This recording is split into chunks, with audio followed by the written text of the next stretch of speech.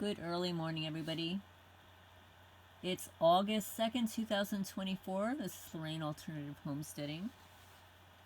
I would have recorded this sooner, but you know, the witches, the bitchy witches, the three Masons, the controllers, the losers, put me to sleep with radio frequencies. I was not even feeling tired at the time. I was in the middle of doing something, and of course they like to interfere and interrupt because they're such control freaks. They can't even control their own lives. Imagine waking up every day and walking around with vials of bugs and insects and stuff, and your assignment is to dump them in somebody's kitchen sink. Imagine doing that for a living. But anyway, I'm going to read from a book that I've read 3 times previously. It's called Gang-Stalking and Mind Control: The Destruction of Society Through Community Spying Networks by A.K. Forwood. F-O-R-W-O-O-D.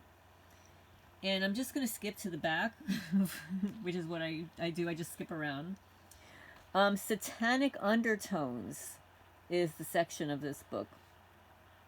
Although little realized and often denied, there is a very well-established satanic underground that permeates society worldwide. It originates with the ultra-elite family bloodlines that have ruled Europe and America for centuries, but extends deep into the thick of today's society. Because induced MPD, which is multiple personality disorder, is very likely a requisite for full participation in the deeper satanic activities, and is used to keep those activities secret even from the participants themselves, it's very difficult to be sure what percentage of the population has been drawn into this satanic underground without their even knowing it. In considering this in relation to the issues of gang stalking and mind control, it becomes fairly obvious that these two phenomena stem from satanic circles. By that I mean that they originate from the military and intelligence organizations, which is filled with people with very satanic leanings from the top down. Oh yeah, we know about those witches in the military. Anyway, I watched a video, before I continue on, I watched a video last week, and it asked, is the military a cult? And after watching the whole thing, it was decided that the military is a cult. It met all the criteria for a cult. And in the comments section, retired military or whatever commented that yes, they agreed that the military is a cult. Marines said it was a cult. People from the Army said it was a cult. It's a cult. Okay, so in considering this in relation to the issues of gang stalking and mind control, it becomes fairly obvious that these two phenomena stem from satanic circles. By that I mean they originate from the military and intelligence organizations, which is filled with people with very satanic leanings from the top down. Mind control technology is satanic in its very conception, and the trail of evidence of government involvement in this field of research and development shows that it is tied to the same generational families that have been heavily involved in Satanism for a very long time. Gang stalking is the reworking of an already established and well-used method of controlling a population by having the people police each other in a very repressive manner, as was used by the Stasi secret police in East Germany, the Gestapo, and the Russian KGB. Adolf Hitler had been deeply enmeshed in the occult, and the entire Nazi Party was centered around satanic beliefs and practices.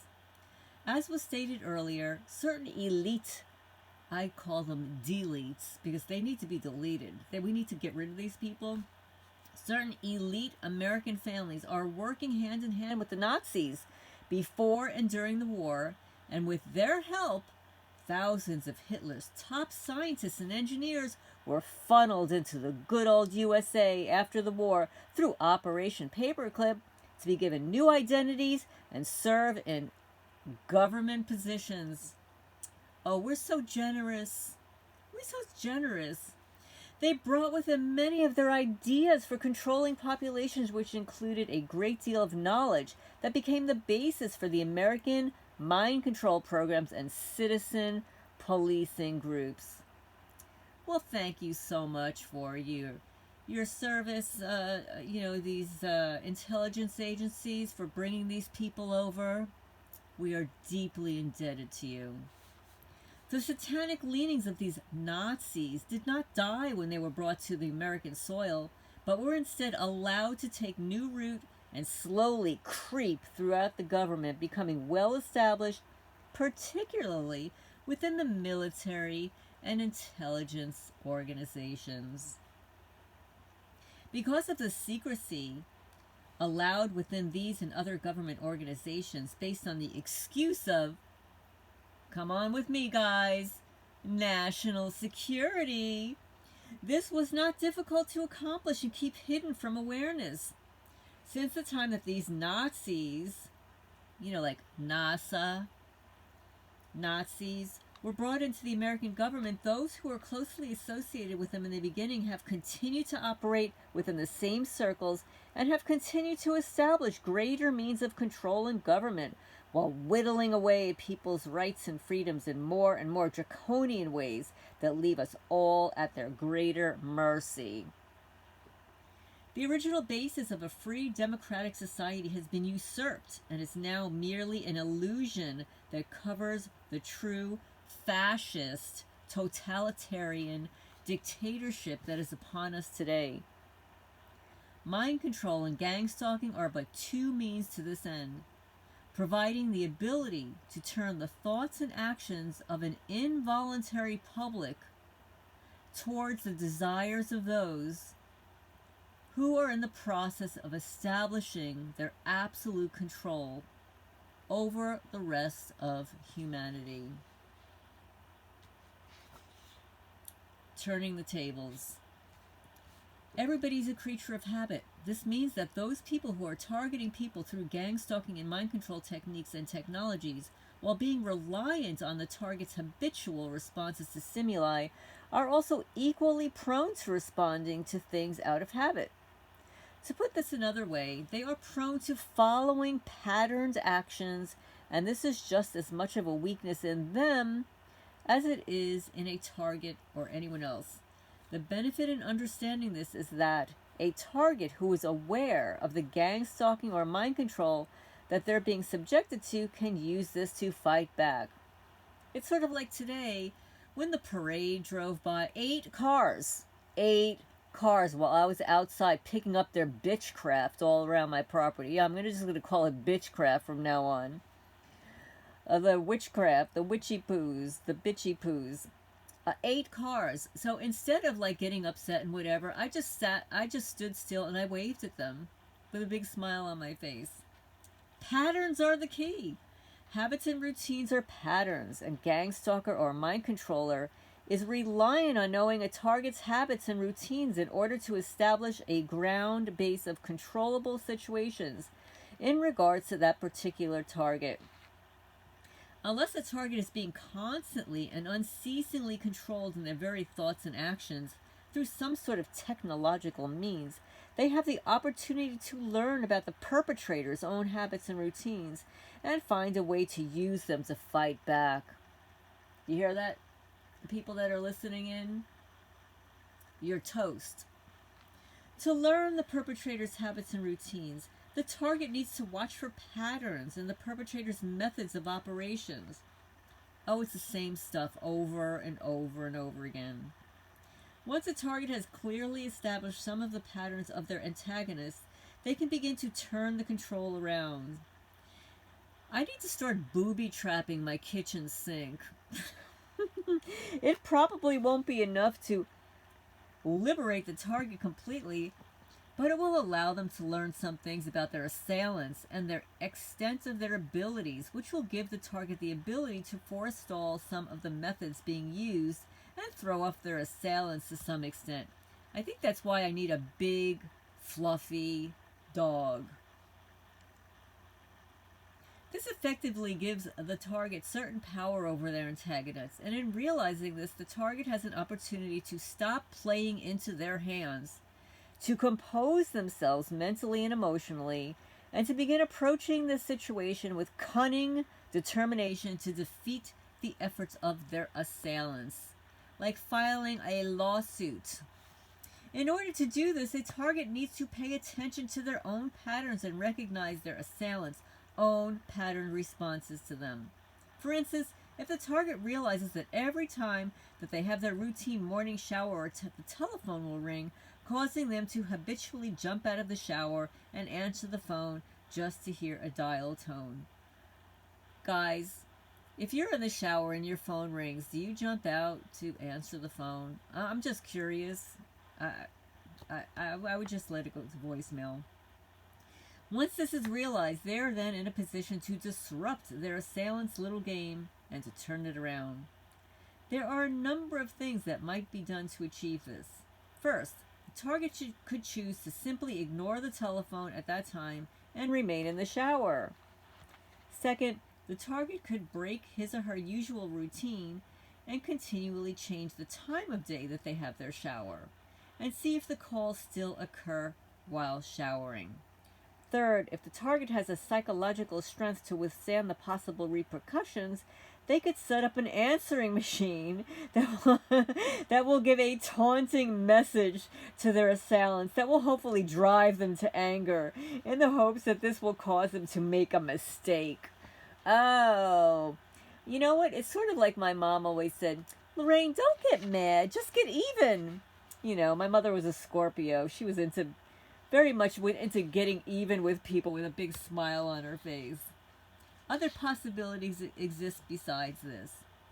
These, and every situation is different for every target, so a little consideration of what the assailant's main objective might be will offer some ideas as to how to disrupt their activities. In the above scenario, the assailants will be informing the target through their own responses that they're watching, or at least listening to the target. And this means that they're probably using ordinary surveillance equipment, cameras and microphones. And in more sophisticated operations, they may be using advanced technology such as through-the-wall surveillance. The only other possibility is that they are remote viewing the target, which requires an individual to spend some time and effort psychically focusing on the target each time this occurs, which is not very likely, but still quite possible. Let's assume that the controllers are using ordinary surveillance technologies to watch and listen in on the target. In this case, there is a very likely chance that these technologies can be located and removed. Well, see, the thing is, I know where mine are, and I can't reach them. So I can't remove them. And besides the fact that they put some of them underneath my floorboards and then screw them down. Purchasing an electromagnetic field detector will give the target the ability to sweep their home and other locations, including themselves, to find any electronic devices that are transmitting a signal. Any devices that are found should be removed and either destroyed or handed over to a trustworthy third party for safekeeping. A lawyer would be such a person. Well, guys, have you found a trustworthy lawyer yet? I haven't here in Kentucky. Nope, there are none here. Nope, none. I haven't. Well, there are a couple of good lawyers, but no, for the most part, where I live, there are none. In fact, they're criminals. They should actually be in prison. And as I'm saying that, I'm getting hit in the upper left portion of my skull. Oh, if the truth hurts, you poor little weenies. No, not you guys. The poor little weenies that are listening to me through my walls.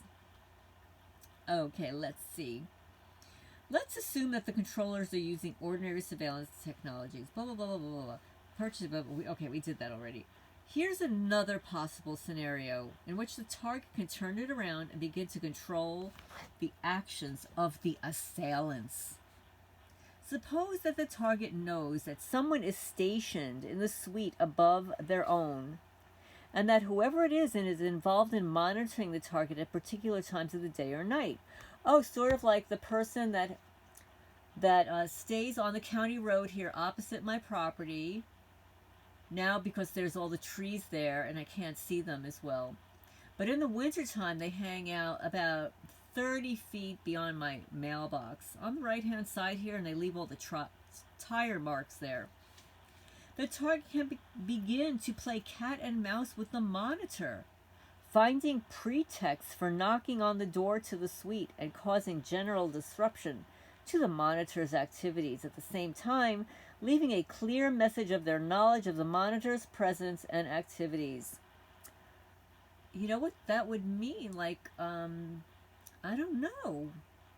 What should I do? Oh, maybe you could be like getting my spotlight. You know, like that stupid idiot neighbor who says that my flashlight is a spotlight. I can possibly shine my spotlight on the vehicle that is surveilling me on the county road. That would be interesting, wouldn't it? Or maybe, you know, because I go to sleep and they're there, I could set one up in one of the outbuildings and just have it shine on the road all night long. That would work. Since these people are sometimes interested in getting involved in the life of the target at a very personal level as possible, the target might even tempt the upstairs monitor into a false friendship just for the sake of getting useful information on them, which then could be used against them and their accomplices. All is fair in love and war, after all, and the target should not feel that it's wrong to do to these people what they're doing to the target. As long as these fascist assholes are willing to trample our fundamental rights and act out immoral and unethical practices, a person has the necessary right to fight back with equivalent means and force. Yeah. An important question that a target needs to ask themselves and find an answer to is whether a particular person who is involved with a gang-stalking group is involved knowingly or unknowingly. Knowing this will help the target to begin to understand the circumstances of their own situation much better, and this will allow them to deal with it in the best manner possible. It wouldn't be good to begin doing to an assailant what is being done to the target if the assailant isn't even aware of the participation in a gang-stalking operation and is being unwittingly manipulated themselves through mind control. So it's very important to establish the level of conscious participation that a particular assailant is involved in the target's abuse. So I just wanted to show you here, you know, targeted individuals, crimes against humanity by subhuman psychopaths. The real enemy of the state, hint, hint, hint, corrupt officials and sheeple people. But hey guys, look, you want to see the bug? There's a little bug here. Shh, it's a secret, it's a secret, it's a secret. And what do? What do? We expose them all. Organized persecution, the smear campaign, the warnings about the target, their tactics, the gang-stalking subculture. You know, the smear campaign, that, what do they say? Oh, I'm a skinny little whore that don't pay people. Okay, so I'm living here for 5 years. Imagine living somewhere for 5 years and not paying somebody and not being like unalived. Oh, and who's involved? Okay, so we've got to see who's involved. Citizen Corps, the Neighborhood Watch, the cops, the Citizens on Patrol funded by the Department of Justice. And I call them MOPs, the Morons on Patrol. And now I have a new one. WOPs, WOPS, the Witches on Patrol. WOPs, mops, and cops. So, showing no fear seems to agitate the assailants, and challenging low-level lackeys can easily cause them problems, confusing them in their efforts. Of course, It's not a good idea to challenge them directly, face to face, but if, for instance, the target knows that there are hidden microphones in their home or workplace, they might take the opportunity to send their low-level monitors vocal messages that will agitate them or lead them on and make them want to react. But in so doing, they will reveal their involvement. The mops, cops, wops, morons on patrol, criminals on patrol, and witches on patrol. A target who is keenly aware of the signals that people give off when they are thinking one thing and pretending another will be able to discern if their counter tactics are effective or not when they see them face to face. And if they are, the target is in a position to push the envelope further in whatever way they can. Come up with to rock the boat to harder and harder. As I said, these people are only human. I beg to differ. And will react as humans tend to do when they're provoked to anger. Doing the unexpected can also throw them off. Suddenly doing things outside the normal habit or routine will upset the assailant's efforts if they rely on these routines and their methods of targeting a person. For instance, if the target usually leaves for work every morning at the same time and is gone all day, then it might be worthwhile to see what happens if they come back 10 minutes after having left. It's important to follow instinct and do whatever can be done to shake up the efforts of the gang-stalkers. Something that has been pointed out by another gang-stalking target is that because these gang-stalkers are hired by people who do not want themselves or these activities to be publicly exposed, the gang-stalkers they hire are in many cases required to sign non-disclosure agreements, and when they are first recruited, and this means that they will probably avoid discussing the subject of gang stalking at all. This gives the target an advantage, at least if the target knows who any of their assailants are and can engage them in a friendly conversation. If this is possible, then the target can better determine if a particular person is wittingly involved in these activities. By approaching the suspected gang stalker in a friendly manner and bringing up the subject in some way, the target should be able to gauge whether the suspect might actually be involved or not.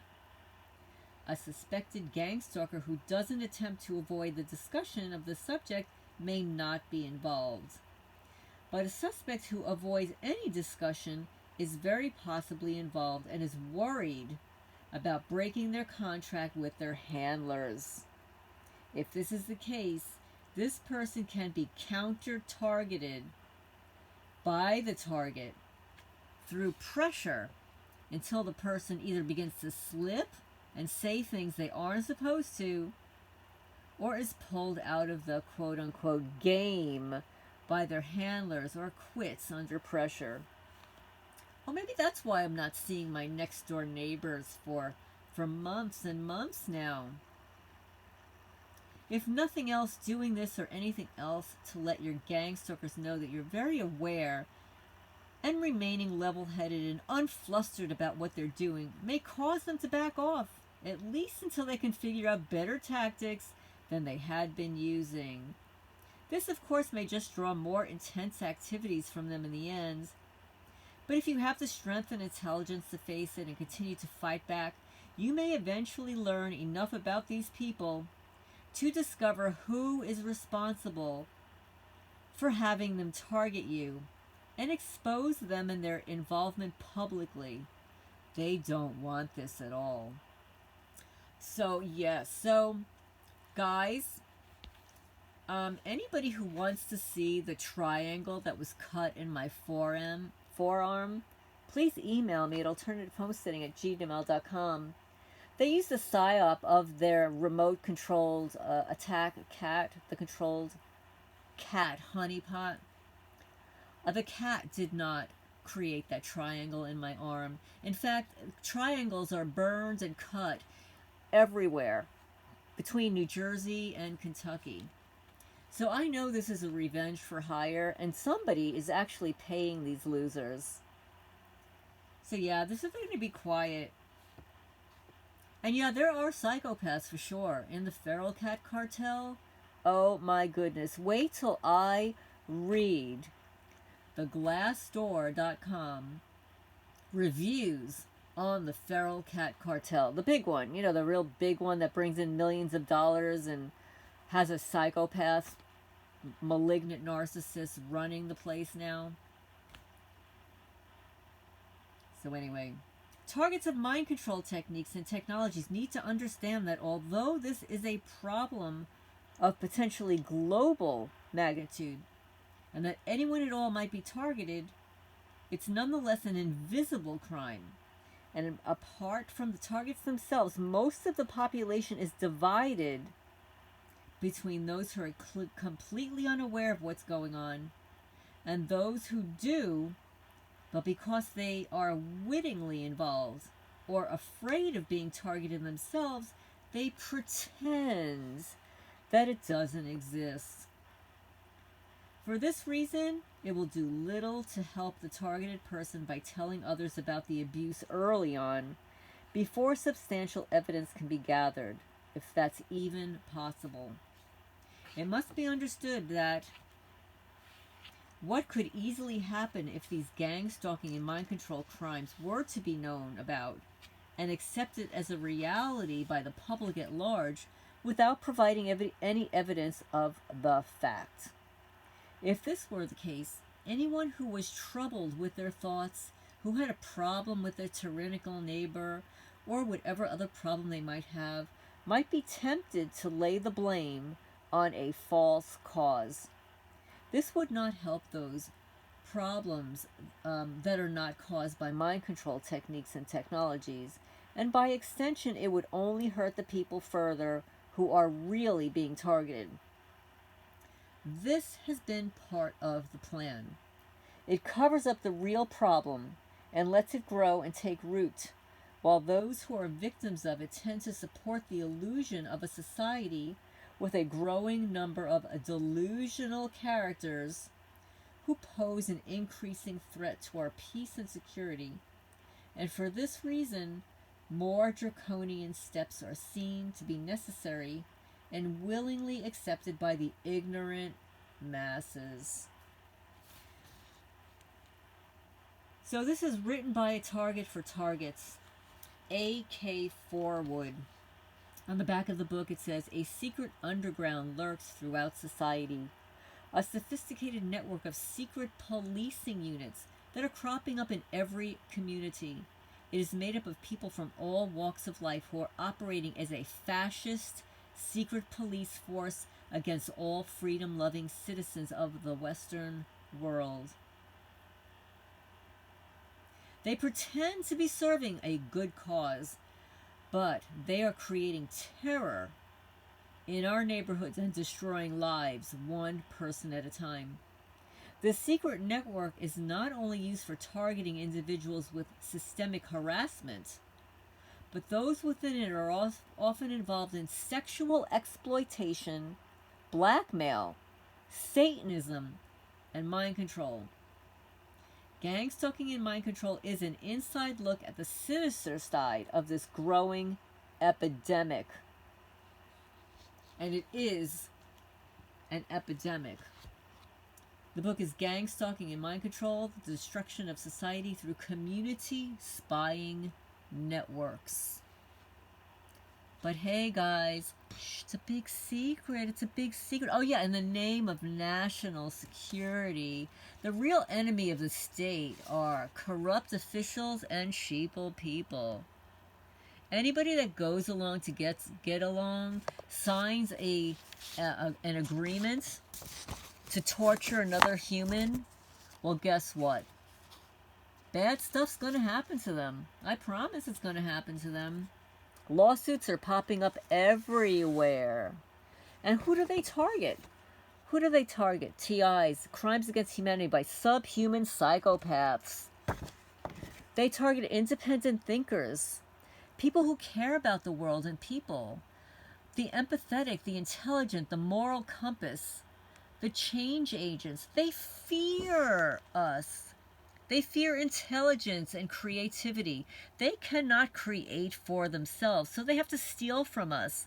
I was just looking for a bunch of books that I purchased. I hadn't read them yet. And you know, fortunately, Amazon keeps track of all of your purchases. And I have had at least 5 brand new books stolen from me. One book was $35. And I've compiled my new list for the sheriff here. And I want my money back. So far, it's just under $7,000 and stuff that I have had stolen from May of this year until present. I want my money back. Oh, and by the way, neighbors that tore down my gate, you better start saving your money, because before I leave Kentucky, I will be getting that money. If I have to take you to small claims court, I will. And that goes for Chris too. Small claims court is definitely an option. And if you know that your neighbors are stealing from you, you too can file a small claims against them. So there are a lot of ways to get around this. You don't always have to sue the federal government, you know, like those big companies. And besides the fact, you know how difficult it is to prove all of the technology? You can't. It's almost impossible. But you can prove that your house has been broken into. You can prove that your clothing has been damaged.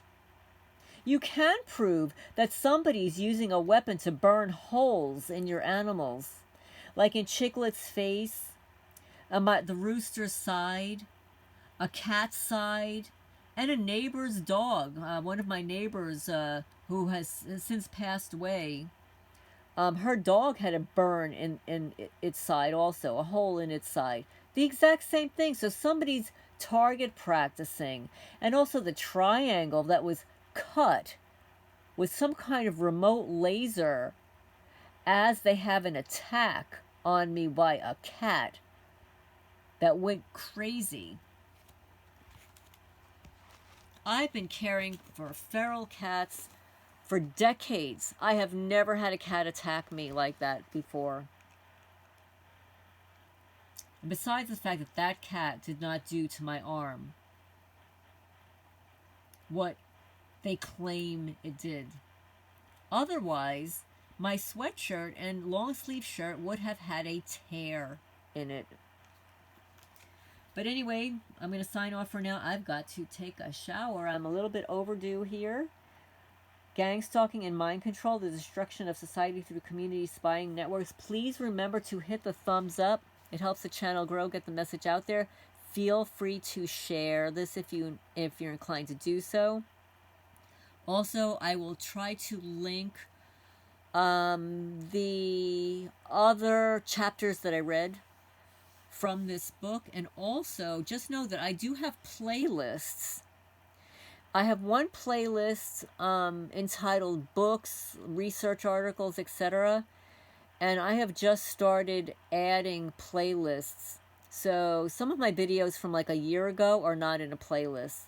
So it's a little bit more difficult to find them unless you go into the search and type like gang stalking or evidence. I have a lot of evidence videos and stuff. But anyway, I'm going to sign off for now. Thank you all for subscribing and welcome newcomers. Signing off for now.